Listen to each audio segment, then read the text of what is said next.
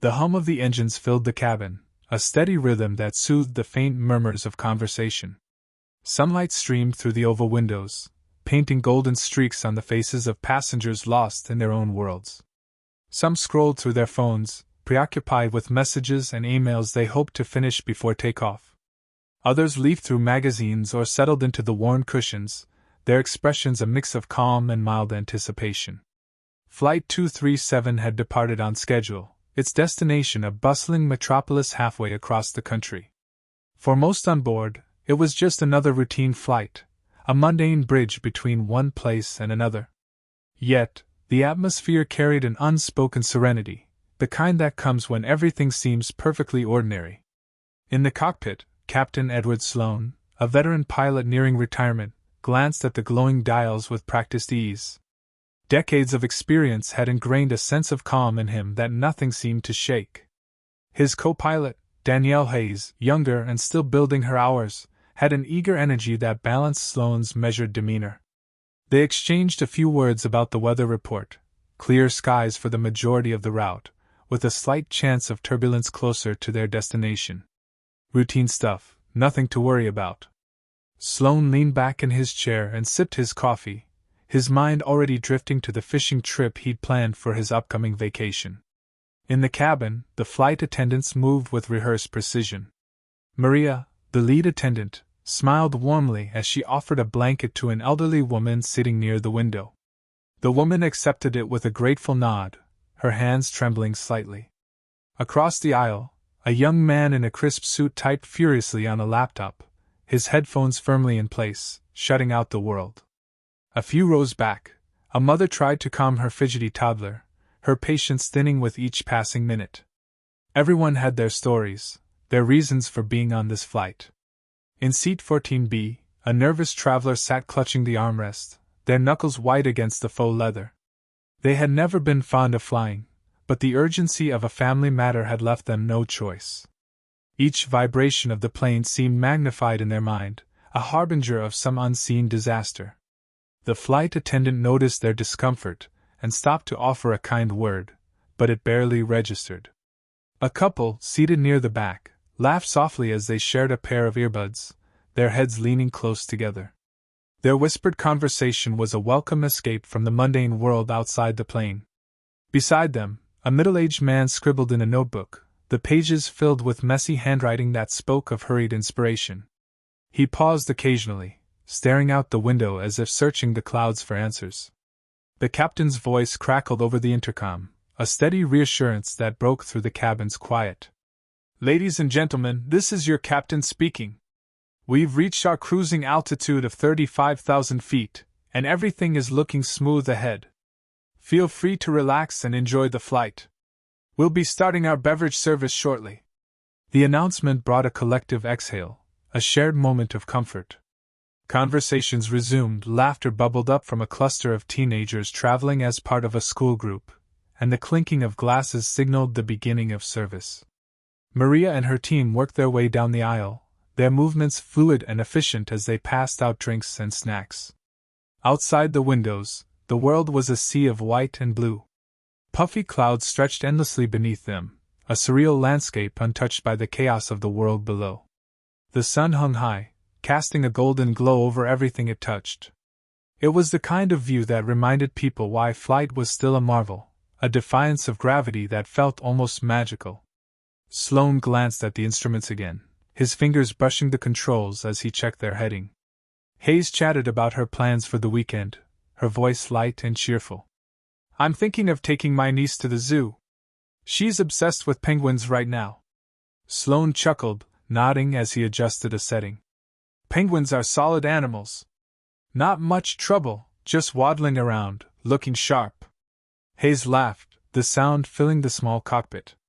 It was moments like these that reminded her why she loved her job.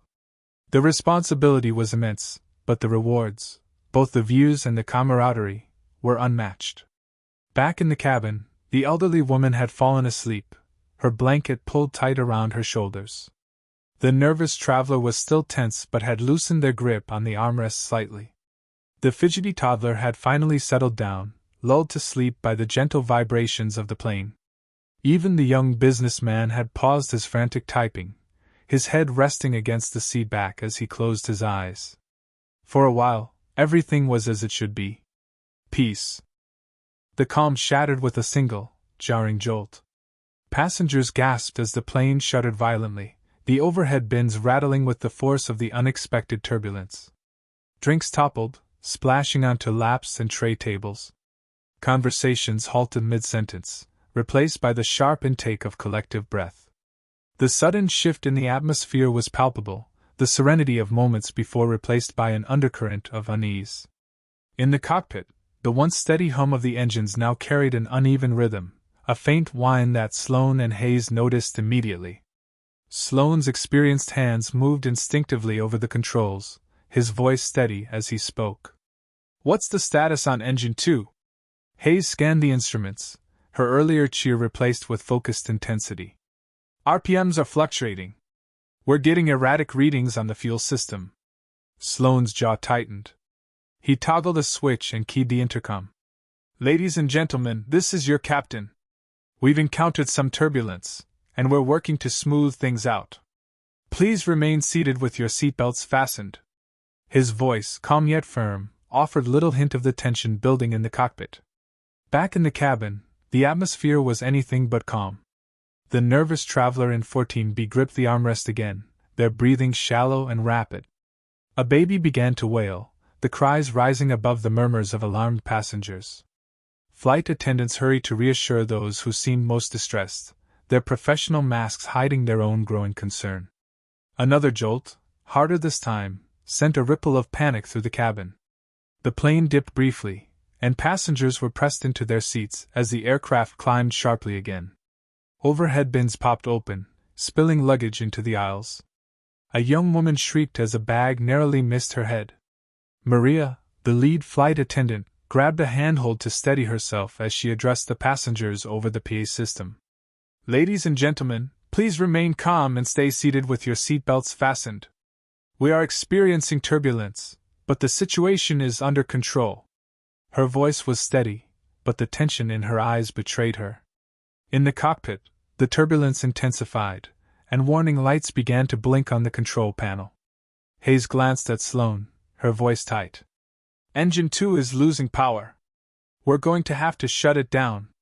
Sloane nodded, his calm demeanor never faltering. "Shut it down and divert power to Engine 1. Run diagnostics and see if we're dealing with a fuel line issue or something mechanical." Hayes complied, her fingers moving quickly over the controls. The aircraft groaned as it adjusted to the sudden shift in power, the loss of an engine straining its systems. Sloane reached for the radio. "Mayday, mayday. This is Flight 237. We're experiencing engine failure and turbulence at 35,000 feet.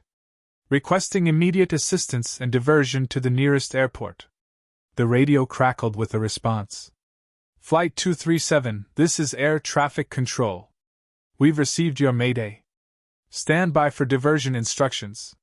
The cockpit was a flurry of activity, the once quiet environment now filled with alarms, crackling radio transmissions, and the muted roar of the engines. Hayes scanned the instrument panel, her brow furrowed. "We've got a fuel imbalance. Tank 1 is draining faster than it should. Keep an eye on it," Sloane said, his voice a rock of stability. "We need to keep this bird in the air until we have a clear path to land."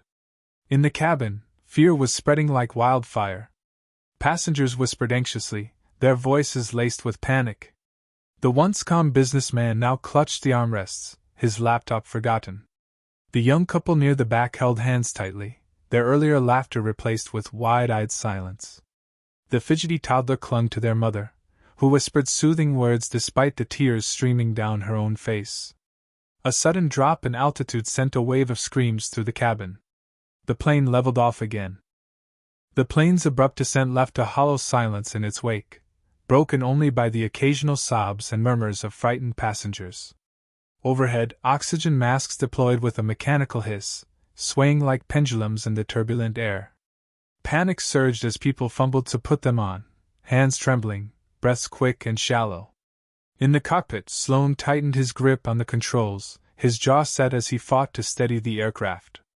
Sweat beaded on his brow, but his voice remained steady as he called out commands. Hayes, we're losing altitude too quickly. We need to stabilize before we hit critical. I'm on it, Hayes replied, her voice taut with concentration. She adjusted the trim, rerouted power, and monitored the dwindling fuel reserves. Engine 1 is holding, but it's strained. That fuel imbalance is worsening. If it cuts out, we're dead in the water. Sloane nodded grimly. We're not letting that happen. Let's get the passengers prepped. This is going to be rough. Switching to the intercom, he addressed the cabin. Ladies and gentlemen, this is your captain. We're experiencing severe mechanical issues and will need to make an emergency landing. Please ensure your seatbelts are fastened tightly and follow the instructions of the crew. We're doing everything we can to get you safely on the ground. The calm veneer of his voice did little to ease the terror gripping the passengers. Maria and the other flight attendants moved through the aisles, their voices raised to be heard over the chaos. Place your masks over your nose and mouth. Tighten the straps. Brace yourselves for potential impact. The elderly woman who had been peacefully napping now clutched her mask with trembling hands, tears streaming down her face. The nervous traveler in 14B sat frozen, unable to move as the plane jolted violently again. Maria knelt beside them, her voice gentle yet firm. You're going to be okay. Just breathe with me, one step at a time. Near the back of the cabin, the young couple exchanged a tearful embrace, whispering words of love as if afraid they wouldn't have another chance. The businessman stared blankly at the seat in front of him, his knuckles white as he gripped the armrests. Outside, the sky had turned ominous, dark clouds swirling in the distance as the plane descended through turbulent air. Lightning flashed, illuminating the wings for a brief moment before the darkness swallowed them again. Rain lashed against the windows, the sound a relentless drumbeat that added to the cacophony. Back in the cockpit, the strain was evident in both pilots. Hayes checked the radar. We're heading toward open terrain, but it's rough. Closest airport is still too far. Sloane's jaw tightened. No choice but to aim for the safest stretch of land we can find. Alert the passengers to brace for impact. Hayes relayed the grim message over the intercom. Attention, passengers. Please assume the brace position and hold it until further notice. Keep your seatbelts secured. This is a precautionary measure as we prepare for an emergency landing. The cabin was a sea of fear and determination. Parents shielded their children, strangers reached out to comfort one another, and the sound of whispered prayers filled the air. Maria and her team secured loose items, checked seatbelts, and tried to calm those who were most panicked. The ground loomed closer, a patchwork of dark forest and open fields barely visible through the rain-streaked windows. The plane shook violently as it descended, the groaning of its strained structure echoing through the cabin. Alarms blared incessantly in the cockpit, but Sloane remained laser-focused on the controls. Flaps extended, Hayes reported, her voice steady despite the chaos. Landing gear is down, but I can't guarantee it'll hold. We'll take what we can get, Sloane said, his hands firm on the yoke. Hold tight. The final moments stretched into eternity. The engines roared, the cabin shook, and the screams of passengers mixed with the deafening sound of wind and rain. Then came the impact, a bone-rattling jolt that threw everyone forward. The plane skidded across the wet ground, metal screeching as it tore through the earth. Sparks flew as the landing gear collapsed, and the cabin filled with the acrid stench of smoke and fuel. Amid the chaos, a sense of grim survival took hold. Passengers braced themselves against the relentless force, their eyes squeezed shut as the plane. The world was still. For a moment, the only sound was the faint hiss of steam rising from the wreckage, mingling with the soft patter of rain on the battered fuselage. Then came the groans, of metal settling into the earth, of passengers stirring in their seats, and of the wounded finding their voices. The acrid smell of smoke filled the air, mingling with the unmistakable tang of fuel. Captain Sloane sat motionless in the cockpit, his hands still gripping the controls. His knuckles were white, his breathing shallow. He blinked hard, as if trying to confirm he was still alive. Hayes broke the silence, her voice trembling but determined.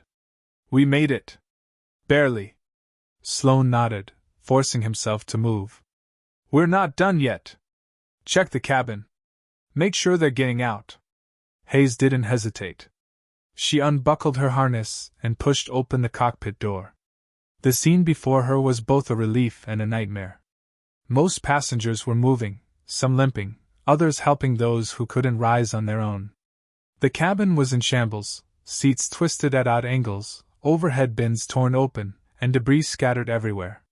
Maria and the other flight attendants were already at work, shouting instructions and guiding passengers toward the emergency exits. Leave your belongings! Stay low and move toward the slides! Maria's voice carried over the chaos, a beacon of authority amid the confusion. The emergency lights flickered, casting an eerie red glow over the wreckage. Smoke curled along the ceiling, and the faint smell of burning wires hinted at a fire somewhere in the back of the plane. Time was running out. Passengers stumbled toward the exits, some crying, others eerily silent, their faces pale with shock. The young couple who had been holding hands earlier now clung to each other, as they helped an elderly man hobble toward the slide. The businessman, who had seemed so composed before, now moved with single-minded determination, carrying a small child whose parents were injured and struggling to follow. The nervous traveler from 14B sat frozen, their eyes wide and unseeing. Maria knelt beside them, her hand firm on their shoulder. You need to move now. I'm with you, okay?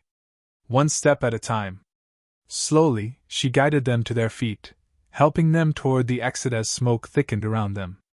Sloane emerged from the cockpit, his presence commanding. Everyone out! Leave everything and go!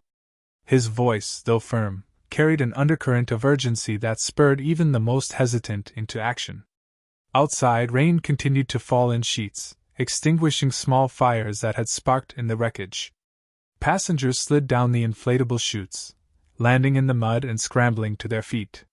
Some turned back to help others, while a few stood in stunned silence, staring at the mangled remains of the aircraft that had almost been their tomb.